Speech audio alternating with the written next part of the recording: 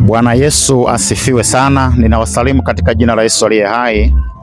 Kwa majina naitwa mchungaji Stefano Aaron Sifukwe na nachunga kanisa la Tanzania Assemblies of God Beseri Nazareti, kata Ipunga. Namshukuru Mungu kwa neema ambayo ameniweka kuwa mwadhina wa section ya Ipunga, na nashukuru Baba Askofu kwa kuweza kutusimika katika siku ya leo na tarehe ya leo. Tunamshukuru Mungu kwa ajili ya jambo hili, kwamba tumelipokea kwa furaha na tumelipokea kwa furaha kubwa, na katika makanisa yote 8 tunamshukuru Mungu tumeyapokea kwa amani, tena kwa shangwe kubwa, na tumejipanga vizuri kupokea ofisi yetu ya jimbo ya baba yetu askofu, na hivi tunayo furaha kubwa sana kama mnavyoona, shamra zinaendelea hapa.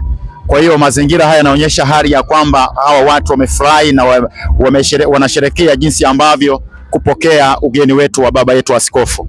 Kwa tunayo furaha kubwa sana, tumejipanga vizuri na tena kikamilifu, tunayo furaha kubwa sana, tumejipanga sawa sawa. Na hivyo kama mwazina wa section ya Ipunga, ninaahidi kumtumikia Mungu kwa uaminifu na kushirikiana pamoja na viongozi wangu, kuanzia baba yangu mwangalizi, makamu mwangalizi na katibu wangu wa section ya Ipunga, na mimi nikiwa mwazina wa section ya Ipunga.